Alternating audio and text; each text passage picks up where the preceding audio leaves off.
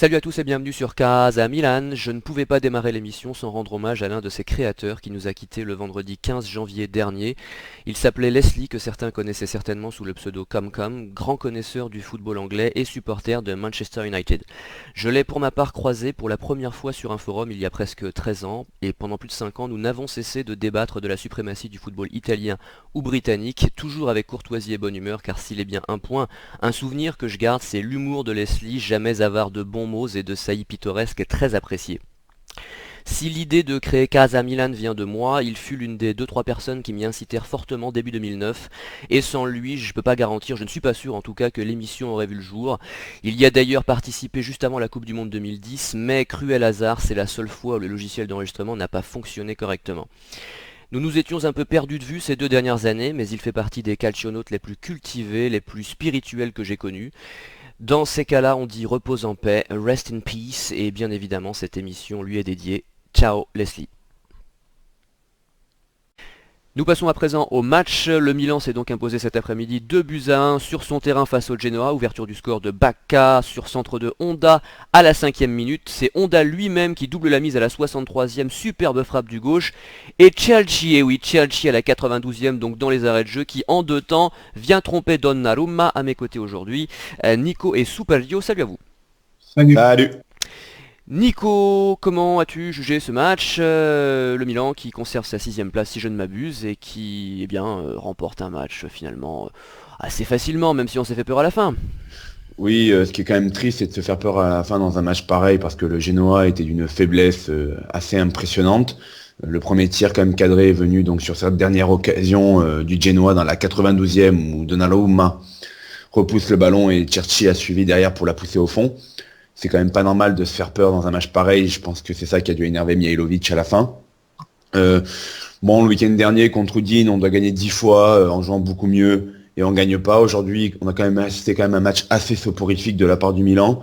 Milan a commencé un peu à dérouler après le deuxième but de Honda parce que je sais pas, peut-être qu'on a pris un peu plus de confiance et que le Genoa a essayé avec des velléités offensives très très légères et nous a laissé un peu plus d'espace car on a eu des occasions pour en mettre un troisième. Mais bon, voilà, ça fait longtemps qu'on n'avait pas vu un Milan aussi moribond, enfin depuis le match depuis le derby en fait. Donc ça fait 3-4 matchs, on avait pris l'habitude de voir un bon Milan. Maintenant les 3 points sont là, Milan continue et met la pression sur l'Inter et la Fiorentina qui vont s'affronter ce soir. Et Milan, mine de rien, est toujours juste derrière la Roma qui est 3e actuellement du championnat. Donc on peut encore croire à la Ligue des Champions, même si pour moi, j'avoue que je n'y crois pas des masses pour terminer dans les 3 premiers. Maintenant, bon, je me suis pas enthousiasmé devant ce match-là en tout cas. Non mais tu n'y as jamais cru, mais nous non plus on n'y a jamais vraiment cru non plus, mais enfin mathématiquement ça reste possible. Ah, mathématiquement, ça reste très possible. Voilà. Et Donc, ça va surtout, on est donner... sur une bonne période actuellement. C'est ça, et ça va donner une fin de saison à suspense, donc après tout on aime ça aussi. Superlio, comment juges-tu ces débats? Alors le Milan, tu crois que cette équipe peut s'imposer dans les matchs qui viennent par rapport à ses adversaires, donc direct, hein, tu viens de nous le rappeler Nico, l'Inter et la Fiorentina notamment, tu penses qu'on peut faire un résultat à Naples, tu crois que cette équipe-là, après ce qu'elle a montré depuis quelques semaines, relève un peu la tête, même si cet après-midi c'était pas fameux, ou alors tu penses qu'il faut garder des ambitions modestes et rester un petit peu plus réaliste et revoir un petit peu nos copies du début de saison? Je pense que Milan est à sa place dans les 8 premiers et je pense qu'il terminera dans ces eaux-là. La 3e place me semble difficile compte tenu du retour en forme de la Roma avec l'effet Spalletti qui a même réussi à relancer El Shaarawy et qui vient d'enregistrer l'arrivée de Perotti qui est un bon joueur. Après, les prochains matchs vont être quand même assez durs, surtout le prochain face à un Napoli revanchard après sa défaite de justesse hier. Surtout quand on se souvient du match aller avec la déroute 4-0 à domicile, et les Napolitains devant leur public ratent rarement les grands événements. Pour le match de cet après-midi, le Milan a réussi l'exploit de faire marquer le Genoa qui n'avait plus marqué depuis 4 matchs. Et surtout un Genoa décimé avec l'absence de Pavoletti, son meilleur buteur, et très inoffensif. Donc là, l'exploit, c'était de se faire prendre un but en fin de match, dans un match assez ennuyeux et ennuyant, où le rythme était assez lent, ce qui a pu favoriser le milieu de terrain milanais. Et sur un match comme celui de la semaine prochaine contre le Napoli, je suis pas sûr que la paire Montolivo-Bertolacci soit aussi tranquille. Ah, ce qui est sûr, c'est qu'on prend l'eau, hein, oui, ça c'est une certitude. Hein. Oui, je suis d'accord, ça risque d'être un naufrage. Ah bah sur le plan de l'intensité ce sera certainement différent évidemment, mais justement peut-être qu'on enregistrera quelques retours, je ne sais pas. Nico, bon on sait hein, tes petits soucis avec Montolivo et Bertolacci. Kučka peut-il revenir la semaine prochaine? Je ne sais pas si sa blessure est Apparemment, grave. s'il revient, ce sera vraiment juste. Ils espèrent de faire le maximum pour qu'il revienne pour le Napoli. S'il revient pas pour le Napoli, il sera là pour le Torino, ça c'est sûr et certain, la semaine d'après. Mais ça, je sais pas si ce sera très limite. Voilà. Bah sinon ils vont Ils avaient mettre annoncé, Poli, hein. ils avaient annoncé 2 semaines d'arrêt. Oui, il faut mettre Poli, il faut mettre Poli. Moi, j'aimerais bien aussi voir Maori, mais bon, Bertolacci et Montolivo ont des passes droits incroyables dans cette équipe. Donc, à mon avis, on repartira sur un Bertolacci et Montolivo. Même si Montolivo est meilleur que Ah Bertolacci. oui, non mais il est pas que meilleur, tu l'as pas trouvé bon ces dernières semaines? Il y a eu du mieux, il y a eu du mieux. Après, Ah ça te coûte hein, ça te coûte ça. je suis allé voir le match contre moi, à part le derby où vraiment j'ai trouvé au-dessus. Il y a eu Palerme où il a été très bon. Après, il y a eu le match contre Udine. J'y étais à Milan. Voilà, il est bon, mais je veux dire, il me transcende pas ce joueur. Mais il me transcende pas du tout. Aujourd'hui, je l'ai pas trouvé. On va en parler après, mais je l'ai pas trouvé mauvais, mais je l'ai pas non plus trouvé excellent. Il a été Non, moyen. mais bon c'est déjà bien dans cette équipe, tu sais, bon c'est déjà pas mal, et techniquement c'est quand même très au-dessus Ouais, mais des après, autres. tu vois, c'est ce que je disais tout à l'heure quand tu m'as donné la parole au début. Je veux dire, être bon après 65 minutes. Quand il y a 2-0, je vois pas l'intérêt. C'est à 0-0 que j'attends que il y ait quelque chose qui fasse un déclic, que tu sois bon dès le début. Parce que c'est ce que je remarque à chaque fois que c'est Milan, c'est que des fois, il y a des joueurs comme Montolivo, surtout, qui prennent confiance quand le match, des fois, bah, il y a 1 ou 2-0, et il y a la confiance, et qu'on arrive, le break était fait. Je veux dire, face à ce Genoa-là, je trouve ça franchement dommage qu'il y ait peu de joueurs qui se sont mis en valeur aujourd'hui face à une équipe aussi faible. Et contre Udine la semaine dernière, c'était pareil. Et pourtant tu disais qu'on était meilleur contre Udine, c'est-à-dire qu'on a Odin, plus de Odin, joueurs. on est passé complètement à côté de la première mi-temps et on a fait une très grosse deuxième mi-temps. À mon avis, ça a dû gueuler dans les vestiaires. Ouais. Et après, on évolue qu'à nous-mêmes parce qu'on aurait dû gagner ce match largement. Bon Super Lio, la clé du match. La clé du match, c'est d'avoir marqué très tôt pour s'éviter un match ennuyé bloqué sur le 0-0. Et c'est vrai que on n'a pas du tout été inquiété, hein. Offensivement, cette équipe du Genoa n'a pas pesé, hein. Il faut dire que la défense Donnarumma, milanaise depuis quelques temps est quand même plutôt rassurante aussi, même si en fin de match on se fait surprendre parce qu'on lâche un peu, on n'est pas très concentré, mais globalement quand même, depuis un mois ou deux, la défense s'est bien reprise. oui, elle a été très complémentaire avec un Alex qui a été solide et un Romagnoli qui a fait un bon match. Même si il est un petit peu naïf au niveau du carton jaune pris en fin de match, mais le match était assez bon dans le placement, dans les interventions, notamment à la fin, si vous vous souvenez, il y a un bon coup de tête rageur pour dégager le ballon, qui était pas mal et quelques montées. Mais encore une fois, l'adversaire était insignifiant au point de vue offensif. Ouais, il faut vraiment le remarquer que la prestation en face était médiocre, hein. Ouais, mais mais Nico, C'est quand quand même, même très médiocre en face, on hein. a déjà joué contre ce type d'adversaire et fait match nul ou perdu, hein. Oui, c'est sûr, Tu c'est sais. sûr. C'est la différence qu'il y a depuis quelques temps, je trouve, c'est on les gagne maintenant ces matchs. Mais ouais, c'est Mais déjà pas mal. je suis surpris de voir que cette équipe-là n'est pas dans les 3 derniers du championnat, quoi. Je veux dire, moi, qu'elle est, Ouais. bon, elle est juste au-dessus, hein, mais Elle est franchement, 16e, hein. c'était terrifiant. Et l'Udinese la semaine dernière, c'était terrifiant aussi. Il fallait voir le match Ouais. de l'Udinese la semaine dernière, hein. Enfin, je rappelle les Et résultats avoir contre du mal à battre ces Frosinone. équipes-là, c'est quand même compliqué. C'est contre Carpi, contre Frosinone qu'on a été incapable de gagner, c'est ça Le Hellas aussi. Carpi. Ouais, Non, le Frosinone Hellas. en a gagné. Frosinone en a gagné. Frosinone en a gagné, c'est ça. Mais enfin bon, je veux dire, on a été capable de faire des contre-performances fin novembre, début décembre, contre des adversaires qui n'étaient pas meilleurs forcément que celui qu'on a, enfin le Genoa qu'on a affronté cet après-midi. Donc je veux dire, bon, on engrange les points, on est quand même content. C'est vrai que c'est pas une performance, je suis d'accord, transcendante bien sûr, mais c'est le genre de match où le Milan, mais pas que cette année, hein, depuis 3, 4, 5, 6 ans, depuis que je fais l'émission quasiment, face aux petits, le Milan souvent nous ennuie. C'est la réalité, c'est pas nouveau, quoi, c'est ça que je veux dire. Bon, on passe aux individualités, justement, Nico, tu peux y aller sur Donnarumma. On va faire très vite. Il sort une belle parade sur la frappe. Malheureusement, il n'y a personne qui suit derrière. Donc, un peu le même but que contre l'Udinese, quoi. Il en a une à sortir, il la sort. Contre l'Udinese, il fait une double parade fantastique et derrière, il n'y a personne qui suit. Ben là, c'est pareil, à part que c'est contre le Genoa. Ouais, c'est ça, Super Lio. Les deuxièmes ballons, en général, les défenseurs, justement, on est en train de louer les vertus de la défense. En tout cas, en cette fin de match, on n'a pas été très réactifs. Théoriquement, les défenseurs sont censés être les premiers sur les deuxièmes ballons repoussés par le gardien. Ah, ça c'est clair et ça fait la deuxième semaine où un ancien Milanais profite de ses largesses sur les deuxièmes ballons. La semaine dernière c'était Armero, cette semaine c'était Cherchi, c'est Que des dire. cadors. Eh oui, c'est assez Ah, des cruel. mecs qui ont marqué le Milan, hein.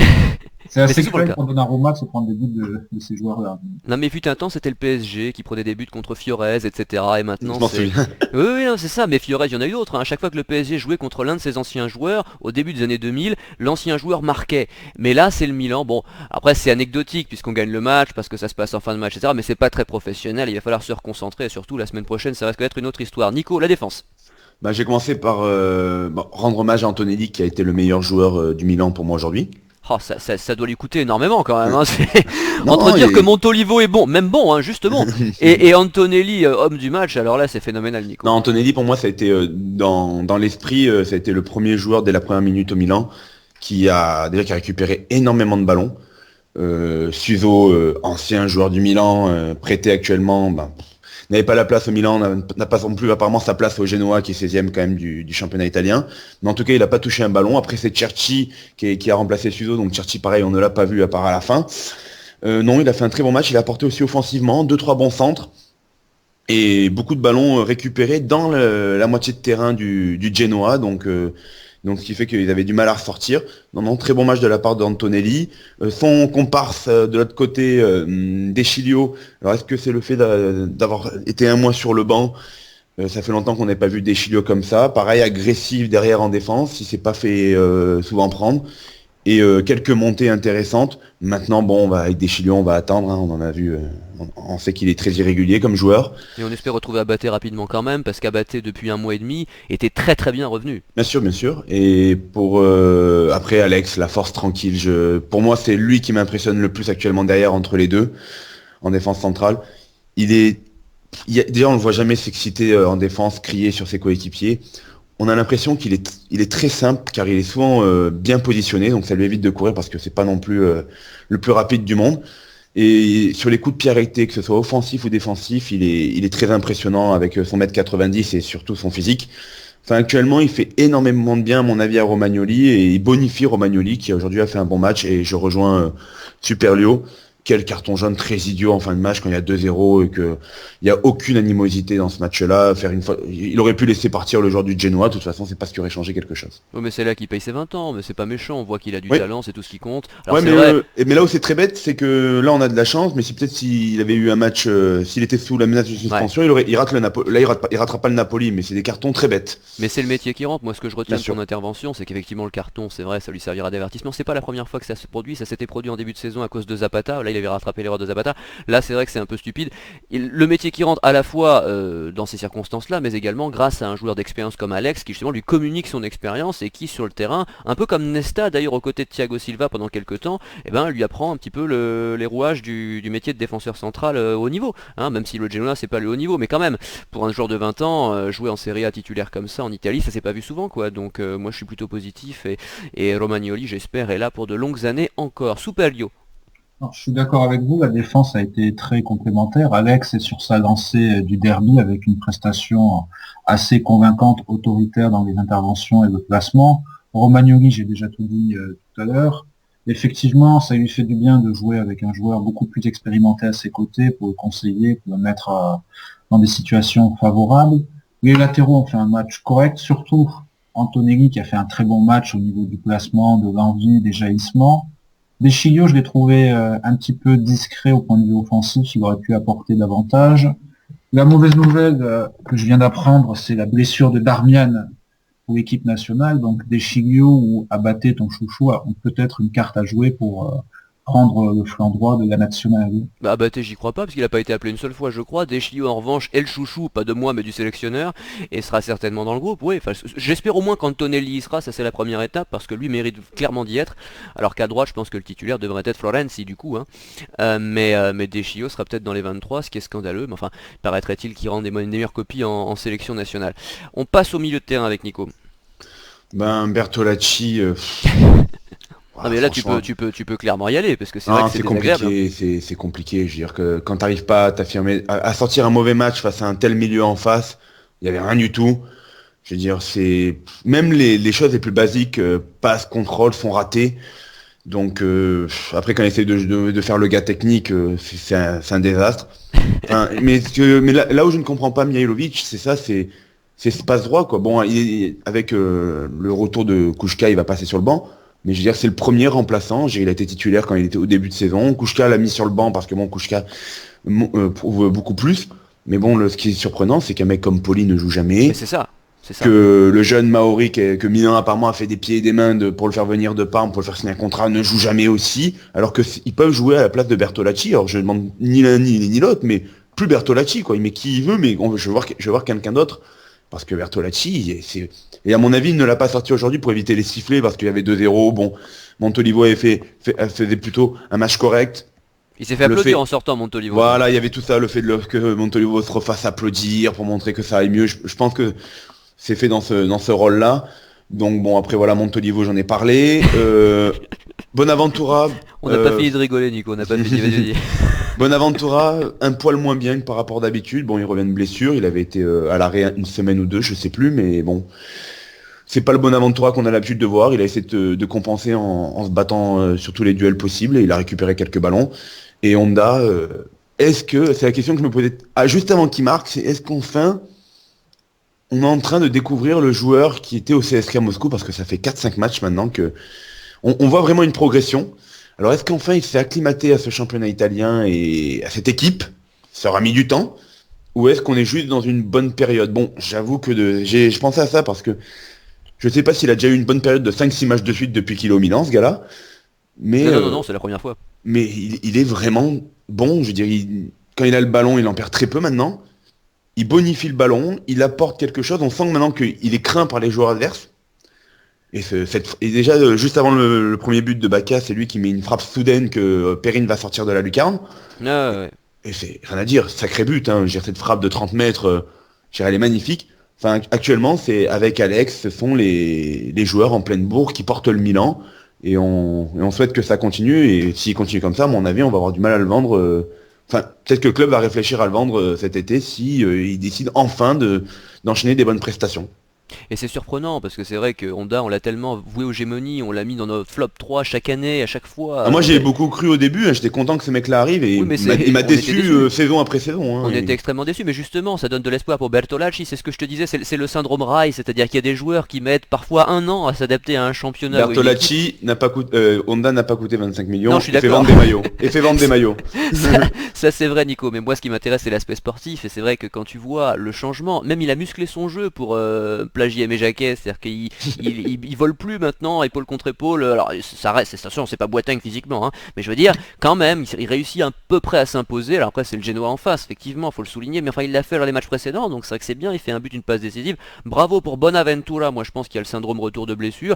Et même s'il est un peu moins bien, même si c'est vrai que ses volets, ses coups francs, ses frappes sont pas précises, dans la conservation du ballon et dans des passes lumineuses qu'il peut faire parfois, parce qu'il y a toujours des petits coups d'éclat, des petits coups de génie comme ça, c'est pas le Bonaventura du début d'année. Mais même dans ces circonstances-là, il est précieux. Maintenant, pour Montolivo, je suis obligé de dire un mot avant de passer la parole à Soupalio. Quelle technique individuelle, parce que les contrôles, les passes derrière le pied d'appui, comme ça, en enchaînement, la volée du gauche magnifique qui fait qu'il aurait mérité de faire but en 75e minute, c'est superbe, quoi, voilà. C'est-à-dire qu'à un moment donné, le mec, il a du ballon, il est tellement au-dessus des autres techniquement, alors on peut dire, oui, il faut qu'il le monte plus souvent, oui, il faut qu'il soit plus régulier, oui, il faut pas qu'il sorte des grandes parties uniquement face à des adversaires huppés, parce que Montolivo, on a souvent remarqué ça, hein, Euro 2012, contre l'Inter, etc., des matchs comme ça. Dès qu'il y a de l'opposition en face, il monte son niveau de jeu. Il faudrait aussi qu'il le fasse, c'est vrai, dans des petits matchs comme ça, c'est vrai, je suis d'accord. Mais rien que quand il est bon comme ça, on voit que techniquement, mais c'est tellement au-dessus de ses camarades du milieu de terrain. Moi je suis...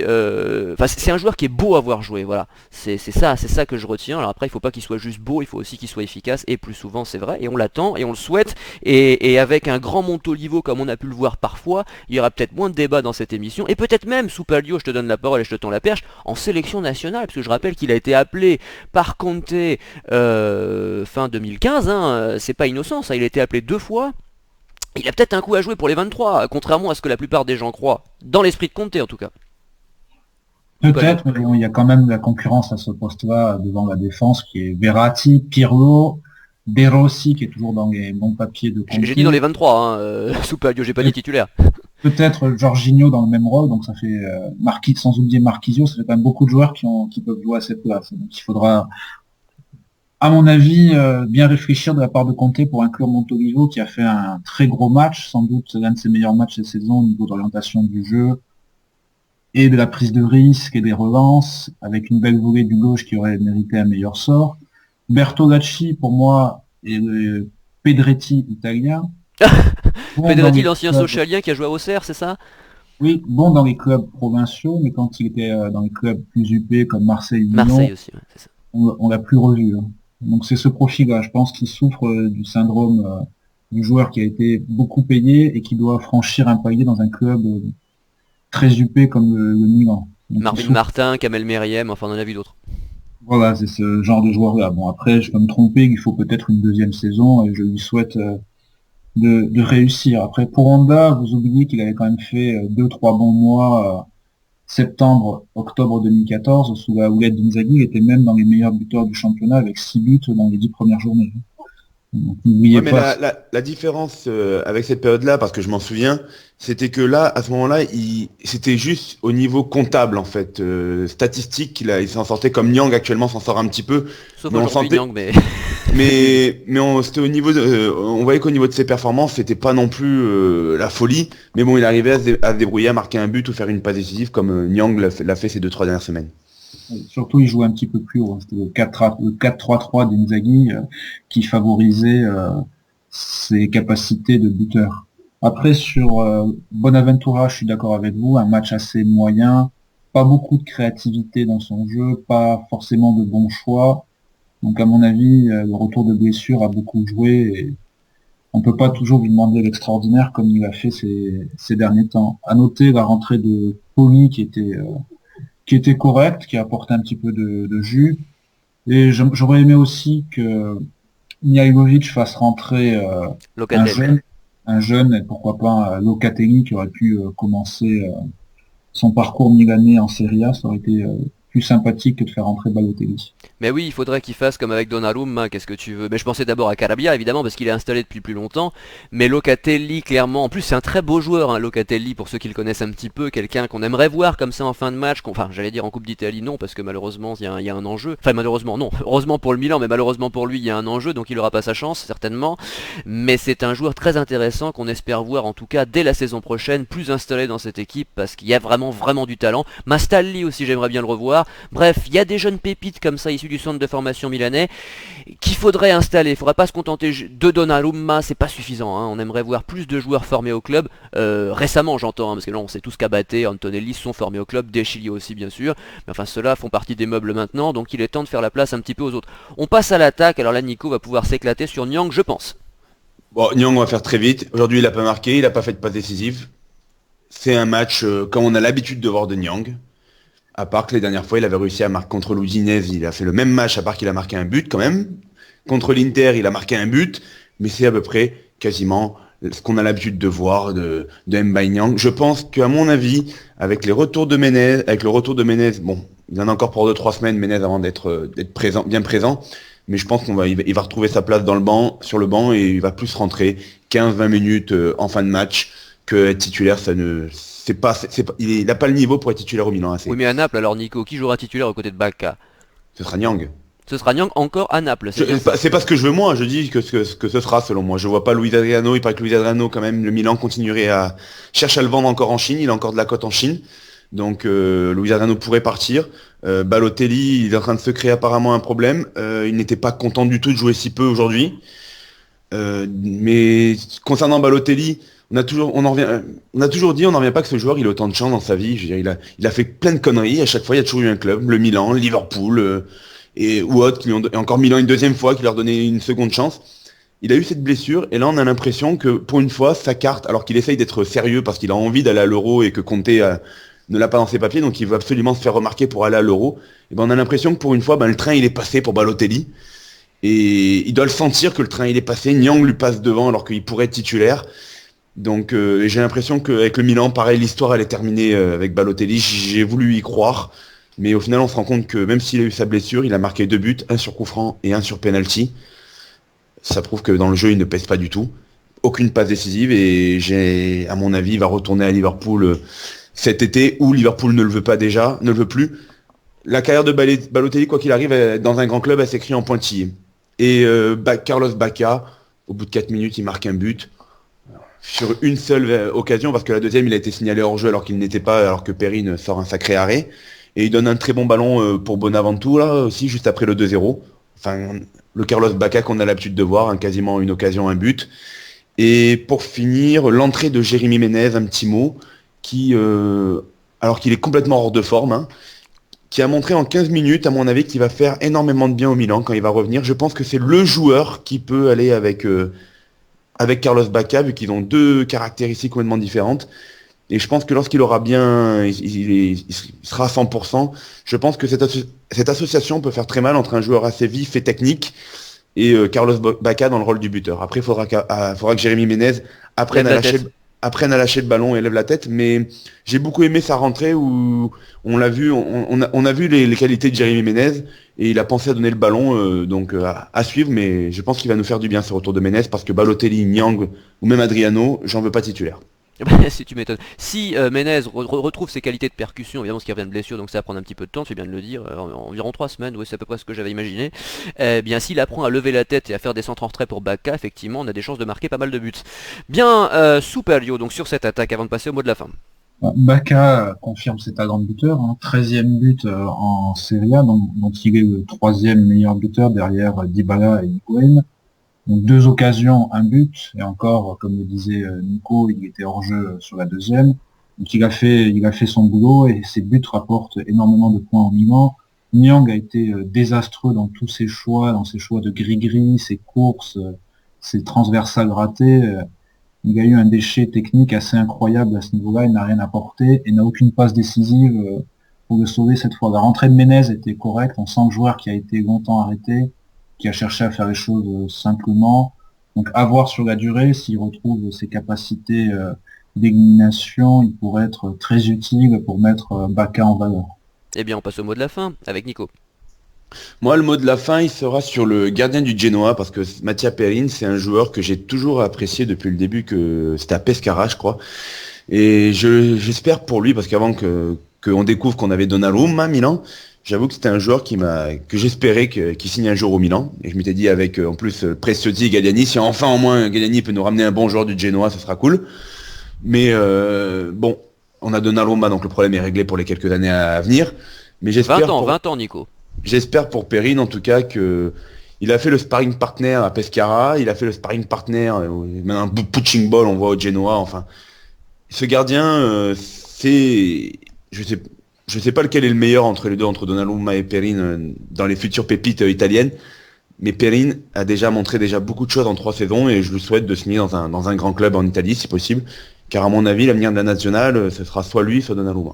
Ah, ça c'est certain, mais tu fais... On est deux, hein, moi aussi il je le souhaitais. y a les deux futurs gardiens, numéro 1 et numéro Oui. 2, qui vont se battre comme Lloris et Mandanda se battent en équipe de France et qu'on le voyait quand ils avaient 20 ans. Bien sûr. Ben, ce sera pareil pour ces deux-là, selon moi. Bien sûr, mais tu fais bien de le souligner, pendant des années ici, les bandes sont en ligne, hein, les vidéos sont en ligne, on a dit Perin, on le souhaite à Milan, etc. Mais tout simplement parce que Donnarumma avait 15 ans, 14 ans à l'époque, on l'entendait déjà un peu parler, mais surtout on s'imaginait même pas, mais même cette année, et même Tom qui suit les jeunes tout le temps, que Donnarumma aura une chance. Parce que c'était tellement inconcevable dans un club qui ne donne pas la moindre chance à ces jeunes de voir Donnarumma exploser cette année. Alors ça fonctionne, on le souhaitait, on est ravis, mais c'est quand même très inattendu. Donc c'est vrai qu'on était pour l'arrivée de Perin, même au moment où Diego Lopez a été recruté. Moi je souhaitais déjà l'arrivée de Perin, donc il y a plus d'un an et demi maintenant. Mais bon, maintenant, bon, évidemment, c'était toujours plus agréable pour nous d'avoir un gardien formé au club, hein, quoi qu'il arrive. Même si Perin est talentueux, Donnarumma l'est aussi, mais en plus il vient de Milan, donc on préfère. Mais je suis d'accord avec toi, il est clair que Perin mériterait une chance dans un plus gros club. Il faut lui souhaiter ça, il faut lui souhaiter d'être deuxième gardien à l'Euro. Superio, ce mot de la fin. Mon mot de la fin serait un hommage au défenseur de la Juve, Andrea Barzagli, qui a fait un match phénoménal hier et qui, ces derniers temps, confirme tout son talent et toute son assise défensive avec des interventions, un placement exemplaire. J'espère qu'il continuera comme ça à l'Euro et qu'il sera le patron de la charnière centrale italienne.